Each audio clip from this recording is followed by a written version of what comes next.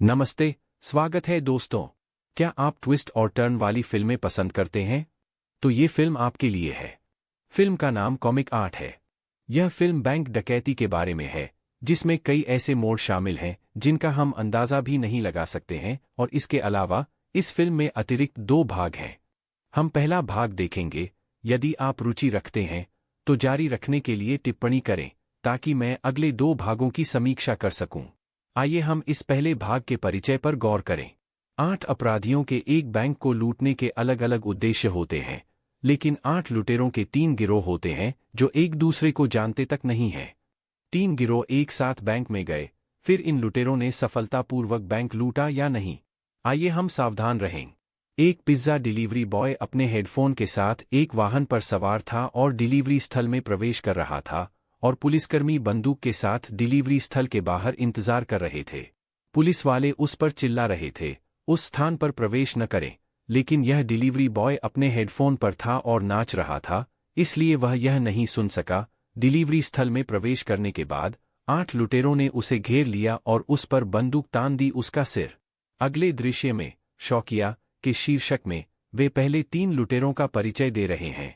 एक मोटा आदमी, हम उसे फैटी कहेंगे। फैटी एक स्ट्रीट फाइटर है जिसकी कमाई पर्याप्त नहीं थी, और वह उसकी गणना असामान्य थी, और उसने एक यादृच्छिक स्कूल के लड़के से उसे $10 देने के लिए कहा, और स्कूल के लड़के ने जवाब दिया कि उसके पास केवल $5 हैं। तब स्कूल के लड़के ने उससे कहा, मुझे $20 दे दो, मैं तुम्हें अपने $5 दे दूंगा। इस मूर्खतापूर्ण निर्णय को इस फैटी ने भी स्वीकार कर लिया, और स्कूल के लड़के को अपने मानसिक विकार का एहसास हुआ। फिर वह अपने दोस्तों के पास गया और पूरी घटना बताई तो स्कूल के छात्र उसका पीछा करने लगे। दूसरे छोर पर एक स्प्रिंग बालों वाला लड़का क्लब के लोगों के सामने पोल पर नृत्य कर रहा है। आइए हम उसे स्प्रिंगी लड़का कहते हैं। इस स्प्रिंगदार और फैटी के पास लंबे बालों वाले लड़के के साथ एक आम मास्टर है। आइए हम उसे बालों वाला लड़का कहें। ये 3 थे पहला गिरोह। इन तीनों के पास कोई व्यवसाय नहीं है, इसलिए उनके पास पर्याप्त पैसा नहीं है, लेकिन वे समृद्ध जीवन जीना चाहते हैं, और उन्होंने एक बैंक लूटने का फैसला किया।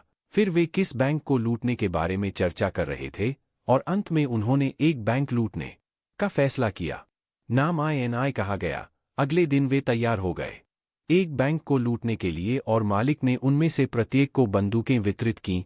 हर कोई हैरान था कि मालिक ने एक ही दिन में बंदूक कैसे तैयार की। जब वे बैंक में प्रवेश कर रहे थे तो सुरक्षाकर्मी सो रहे थे।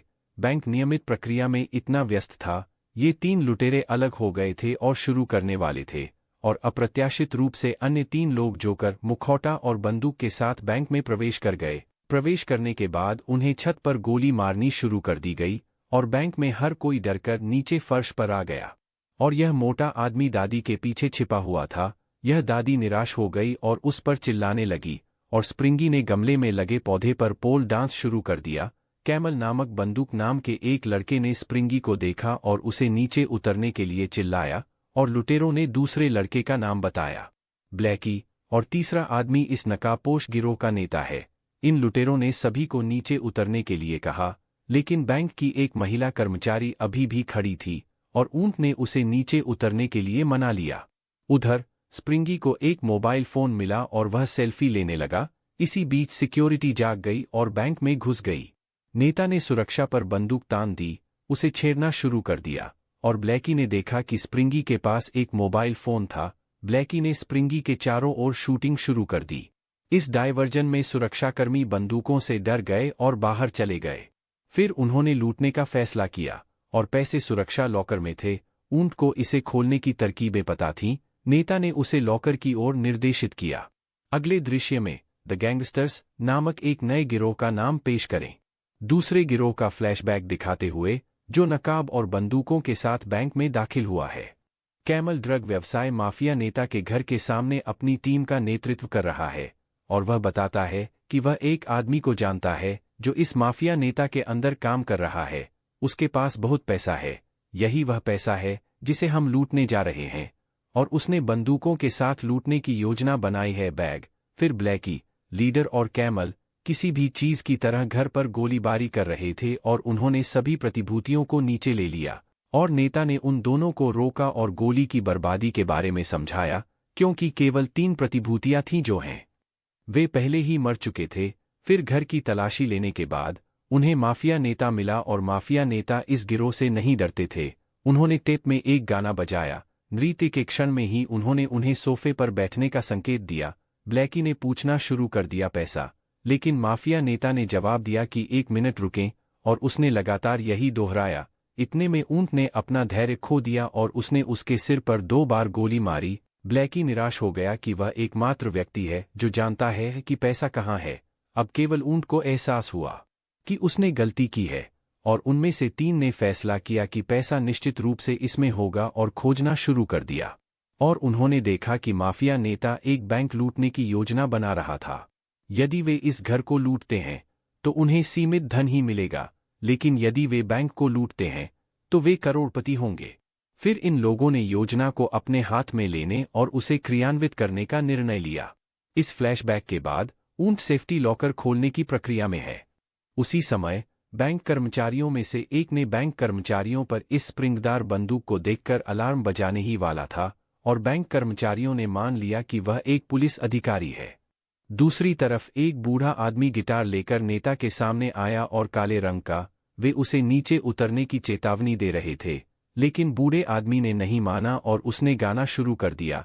इसी बीच ऊंट ने मालिक के पास बंदूक रख दी, और वह मालिक ने उसके सिर पर बंदूक रखकर पूछताछ की।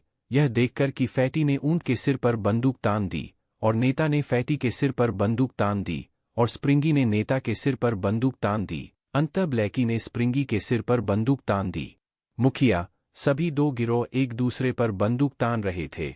इसी बीच बैंक कर्मचारियों ने अलार्म बजाया, और उसने उनसे भी यही कहा। स्प्रिंगी निराश हो गया और उसने बैंक कर्मचारियों पर गोली चला दी। दुर्भाग्य से वह बंदूक वाटर गन खेल रहे बच्चों की थी, और एक और नई नकाबपोश लड़के को महिलाओं की वेशभूषा के साथ प्रवेश कराया गया, और वह अपने युद्ध कौशल से दोनों गिरोहों को खत्म कर रहा था, और हम उसे रोमियो कहेंगे। इसी बीच पुलिस बल ने घेर लिया। बैंक में एक खूबसूरत महिला पुलिसकर्मी आई और उसने बैंक को गोली मारने का आदेश दे दिया। पुलिस को बंधकों की कोई परवाह नहीं थी। बैंक के अंदर सभी छुपे हुए थे, और एक बूढ़ा आदमी जो गिटार के साथ गा रहा था वह भी रोमियो का साथी था। वह बिना डरे बैंक से बाहर चला गया। उसने अपने गिटार को बंदूक के रूप में इस्तेमाल किया, जो पहले से ही संशोधित था, और रोमियो भी बिना किसी डर के बैंक से बाहर आया। उसने अपने गिटार को बंदूक के रूप में इस्तेमाल किया, जो पहले से ही संशोधित था, और रोमियो भी उसके साथ शामिल होने के लिए बैंक से बाहर आया। ये दोनों पुलिस पर गोली चला रहे थे। उसी समय 2 गिरोह आपस में इस बात पर बहस कर रहे थे कि कौन लूटने वाला है। जब मोबाइल बज रहा था, सफेद रूमाल वाला एक व्यक्ति बैनर के पीछे आया जहां वह छिपा हुआ था, और ब्लैकी उसे पहचानने में सक्षम था, क्योंकि वह एक फिल्म अभिनेता था, सचमुच एक सेलिब्रिटी था, लेकिन उनमें से बाकी लोग नहीं जानते थे उसे। ब्लैकी ही एकमात्र लड़का है जो उसकी तारीफ कर रहा है। फिर अभिनेता ने ब्लैकी के माध्यम से बाकी लोगों को भागने के लिए मनाने का फैसला किया। फिर उसने लुटेरों को बरगलाना शुरू कर दिया कि ये 3 गिरोह आपस में लड़ रहे हैं, लेकिन उसने ऐसा कहा। बाहर बड़ी संख्या में पुलिस बल घिरा हुआ था। इस पुलिस बल के विरुद्ध बैंक लूटना चाहते हैं। गोलियां लगने के बाद 8 लुटेरों को एक साथ काम करना होगा। खाली रोमियो और बूढ़ा आदमी बैंक के अंदर आए और उन्हें भी साथ काम करने के लिए मना लिया। फिर वे पुलिस की गोलीबारी को रोकना चाहते थे, इसलिए वे बंदूक के बल पर बंधक बनाकर पुलिस को धमकी दे रहे थे। तभी महिला पुलिस ने बातचीत करने के लिए बैंक के लैंडलाइन नंबर पर कॉल किया। महिला पुलिस ने अपना परिचय दिया और उसने खुद को लुटेरे समुदाय के सदस्य के रूप में पेश किया। फिर उसने जवाब दिया कि अगर वे वहां की मांग स्वीकार कर लेंगे तो बंधक सुरक्षित हो जाएंगे। महिला पुलिसकर्मी ने मांग पूछी। लुटेरे अजीब मांग पूछ रहे थे। एक कदम आगे स्प्रिंगी पूछ रही थी महिला पुलिसकर्मी का फोन नंबर। नेता निराश हो गए। आखिरकार उन्होंने भागने के लिए एक मिनी वैन मांगी। इसके बाद फैटी ने सभी के लिए पिज्जा की मांग की। महिला पुलिसकर्मी ने उन पर भरोसा करने के लिए कुछ बंधकों को रिहा करने की भी मांग की। यह सुनकर अभिनेता नेता से अनुरोध कर रहे थे पहले उसे उसके विचार के लिए रिलीज करें, इसके अलावा उसके पास फिल्म की शूटिंग है। लुटेरों ने एक्टर समेत 3 सदस्यों को छोड़ा। फिर नेता प्लान के बारे में बता रहे थे। इसी बीच चूहा उनके पास आ गया। नेता चूहे से डरता है। वह रोमियो के हाथ लग गया और उसे नेता से प्यार हो गया। फैटी एक पशु प्रेमी था। वह चूहे की देखभाल करता था। अगले दृश्य में फ्रीक्स नामक तीसरे गिरोह के नाम का परिचय देते हुए यह रोमियो और गायक का फ्लैशबैक है। इस परिचय में रोमियो किसी भी चीज की तरह लड़ रहा था और बूढ़ा व्यक्ति अपने गिटार के साथ प्रदर्शन कर रहा था और उन्होंने लूटपाट की। दूसरे लुटेरों से सारा पैसा अनाथालय के सामने रख दिया और उनकी इच्छा शहर के सभी अनाथालयों की मदद करने की थी, लेकिन उनके पास पर्याप्त पैसा नहीं था। यही कारण है कि वे बैंक लूटने आए थे। इस फ्लैशबैक के बाद केवल जो डिलीवरी बॉय पहली बार आया था, जो थिरक रहा था, उसने पुलिस की बात भी नहीं सुनी, जबकि पुलिस बैंक के बाहर से सभी को देख रही थी। उनके हाथ में सामान्य घड़ी थी। जब घड़ी को जूम किया गया तो वह एक थी, इसमें प्रतीक। इस प्रतीक की जांच करने पर पुलिस चौंक गई क्योंकि यह एक मानसिक अस्पताल का प्रतीक था और महिला पुलिसकर्मी ने उस अस्पताल के प्रमुख को फोन किया। उसके बाद बैंक के अंदर लैंडलाइन बज रही थी। नेता ने कॉल अटेंड की। स्प्रिंगी नेता के बोलने के बारे में पजेसिव थी महिला पुलिसकर्मी के साथ। उसने रिसीवर ले लिया। उसी समय महिला पुलिसकर्मी ने मानसिक अस्पताल के मुख्य डॉक्टर को फोन सौंप दिया और डॉक्टर ने सभी को पहचान लिया। उनसे पूछना शुरू कर दिया। अस्पताल वापस लौटें। जबकि वे इस बारे में चर्चा कर रहे थे, एक साथ सभी की निगाहें खतरनाक थीं। तभी 8 लुटेरे एक साथ गोलियां खा रहे थे। तब हमें एहसास हुआ कि वे वास्तव में मानसिक अस्पताल से थे। अगले दृश्य में मानसिक अस्पताल शीर्षक के साथ वे इस रहस्य का खुलासा करते हैं कि वे गोलियां क्यों ले रहे हैं। जैसा कि पुलिस को उम्मीद थी, 8 लुटेरे उस अस्पताल में इलाज करा रहे थे। इस अस्पताल का मुख्य डॉक्टर ही लुटेरों से बात करता था। इस मुख्य डॉक्टर के पास एक अंगरक्षक है और डॉक्टर ने कहा, नर्स को लाने के लिए अंगरक्षक। यहाँ एक और मोड़ है। नर्स वह है जो जब हर कोई फर्श पर गिरा हुआ था तब वह स्थिर खड़ी रही और यह उसकी मूल प्रोफाइल है। डॉक्टर की योजना के लिए वह एक बैंक कर्मचारी के रूप में कार्य कर रही थी। यह डॉक्टर पुलिस से पकड़े बिना बैंक लूटना चाहती थी, इसलिए उसने 8 रोगियों का चयन करने का निर्णय लिया जो थे अधिक आक्रामक और हिंसक। तब डॉक्टर ने अंगरक्षक और नर्स को निर्देश दिया कि वे अपने अतीत के बारे में भूलकर उनके साथ छेड़छाड़ करें और रिकॉर्डेड टेप आवाज के माध्यम से उनके दिमाग में एक नया अतीत बनाएं। जब वे सो रहे हों तब रिकॉर्ड किए गए पिछले जीवन पर विश्वास करने के बाद वे उन्हें सुन सकें। अपने दम पर बैंक लूटना है, ये थी योजना। डॉक्टर ने नर्स और बॉडीगार्ड को समझाया। फिर इन तीनों गिरोहों को अलग अलग कमरे में अलग किया गया और रिकॉर्ड की गई आवाज को बार बार बजाया। फिर उन्हें पूरी तरह से टेप पर रिकॉर्ड किए गए पिछले जीवन पर विश्वास हो गया। पिछले जीवन की यादों को मिटाने के लिए डॉक्टर ने उन्हें शॉक ट्रीटमेंट दिया और अंत में हर व्यक्ति के फ्लैशबैक वास्तविक नहीं थे, वे उनकी यादें थीं। इस डॉक्टर द्वारा बनाया गया। फिर उनके अनुसार हर गिरोह बैंक लूटने के लिए तैयार था, अलग से। लेकिन बंदूकों की व्यवस्था डॉक्टर ने कुछ गैंगस्टरों के साथ की थी क्योंकि उसने लूटे गए पैसे का एक हिस्सा देने के लिए बातचीत की थी। इसलिए इन सभी घटनाओं की योजना मुख्य डॉक्टर द्वारा बनाई गई थी। वर्तमान दृश्य में लुटेरे निराश थे कि मांग अभी भी पूरी नहीं हुई थी, इसलिए उन्होंने बंधकों को बांधने और उन पर बंदूक तानने का फैसला किया। यह देखने के बाद महिला पुलिसकर्मी उदास हो गई कि वे मानसिक अस्पताल से हैं, इसलिए कुछ भी हो सकता है। फिर उसने बैंक को फोन किया। नेता ने देरी के लिए चिल्लाया और वह पुलिस को धमकी देना चाहता था, इसलिए उसने किसी को गोली मारने का फैसला किया और उसने बंधकों से भी पूछा कि कोई भी मरना चाहता है। उस समय गायक ने डिलीवरी बॉय का हाथ उठाया। ब्लैकी गोली चलने की आवाज सुनकर महिला सिपाही ने पुलिस को बैंक में घुसने का आदेश दिया। पुलिस वाले बैंक में घुसने की तैयारी कर रहे थे। नेता चिल्ला रहा था कि पुलिस सामने वाले दरवाजे पर थी। सामने वाले दरवाजे के अलावा कोई रास्ता नहीं है। अप्रत्याशित रूप से फैटी खुद से कह रहा था कि वह बाहर का रास्ता जानता है और वह चूहे को दिखाता है जिसे उसने बरामद किया था और बता रहा था कि यह चूहा हमें बाहर तक ले जा सकता है। बैंक के नेता संतुष्ट नहीं थे, लेकिन फैटी ने उन्हें यह कहकर मना लिया। स्टुअर्ट फिल्म में छोटा चूहा भी विमान उड़ा रहा था। नेता के पास कोई विकल्प नहीं था। फिर उन्होंने उसे रास्ता खोजने का निर्देश दिया और ऊंट को सुरक्षा लॉकर खोलने का निर्देश दिया। फिर बैंक स्टाफ, जो मूल रूप से एक नर्स है, ने स्वेच्छा से उसे बंधक बनाने के लिए संपर्क किया। इससे पुलिस से बचने में मदद मिलेगी ताकि वह डॉक्टर के कहे अनुसार योजना को अंजाम दे सके और उनसे सारे पैसे लूट सके। और नेता ने भी यह स्वीकार कर लिया, उसे बंधक बना लिया। फिर पुलिस को भागने से रोकने के लिए उन्होंने बंधकों की वेशभूषा बदलने और उन्हें नकाब पहनाने का फैसला किया ताकि पुलिस उन्हें पहचान न सके।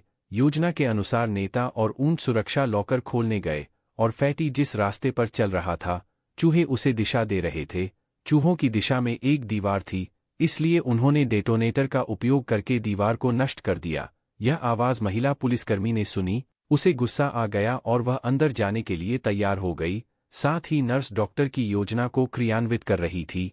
डॉक्टर बम को पहले से ही ऊंट की पोशाक में ठीक कर दिया गया है और रिमोट नर्स के पास है। उसने बम को सक्रिय किया। नेता ने उस बम को पहचान लिया और उसे सुरक्षा लॉकर के नीचे रख दिया और नर्स अपनी कार के साथ आई। उन्होंने कार में सारे पैसे भर दिए। 8 लुटेरे और नर्स भाग गए। तभी एक पुलिस की गाड़ी उनका पीछा कर रही थी। उन्होंने बस बम का उपयोग करके उस पुलिस की गाड़ी को नष्ट कर दिया। फिर डॉक्टर कार के सामने ट्रक चला रहा था। नर्स ट्रक में चली गई। फिर महिला पुलिसकर्मी को कार नहीं मिली। सुरक्षित स्थान पर पहुंचने के बाद डॉक्टर ने 8 मरीजों को रिमोट से शॉक देकर बेहोश कर दिया। फिर डॉक्टर ने महिला पुलिसकर्मी को बुलाया और कहा कि उसने सभी 8 लुटेरों को पकड़ लिया है और वह खुद उन्हें महिला पुलिसकर्मी के पास ले आएगा। थाने पहुंचकर पुलिस एक एक करके गिरफ्तार कर रही थी। उन्होंने नकाब पहन रखा था। उस समय महिला पुलिसकर्मी ने देखा कि उनके पास घड़ी नहीं है, जिसे उन्होंने बैंक में पहना था। फिर उन्होंने डॉक्टर से घड़ी के बारे में पूछताछ की। यह फिर से एक मोड़ था। डॉक्टर भी चौंक गए। मास्क हटाने के बाद उन्हें पता चला कि ये लुटेरे नहीं थे। एक कवर और पेन ड्राइव में एक नकली लुटेरा था। महिला पुलिसकर्मी ने पेन ड्राइव के वीडियो देखे, तब उन्हें डॉक्टर की पूरी योजना का पता चला। उन्होंने पुलिस को आदेश दिया, डॉक्टर को गिरफ्तार करो। इसके अलावा इसमें जीपीएस लोकेशन भी है। तब पुलिस ने कार ढूंढ ली। नर्स, अंगरक्षक और बंदूकों की आपूर्ति करने वाले गैंगस्टर को गिरफ्तार कर लिया और सारा पैसा बरामद कर लिया। फिर भी महिला पुलिसकर्मी 8 मूल लुटेरों के बारे में उलझन में थी और यह सबूत किसने भेजा था। सच्चाई शीर्षक के अगले दृश्य पर एक अंतिम मोड़ था। मानसिक अस्पताल जाने से पहले फ्लैशबैक में ये 8 लुटेरे एक लग्जरी आयातित कार और बाइक में एक स्थान पर एकत्र हुए थे। उस जगह पर एक्टर और पिज्जा डिलीवरी बॉय थे और उन्हें देखकर हम चौंक जाएंगे। तब हमें एहसास हो रहा है कि अभिनेता मूल रूप से एक गुप्त सेवा एजेंट है।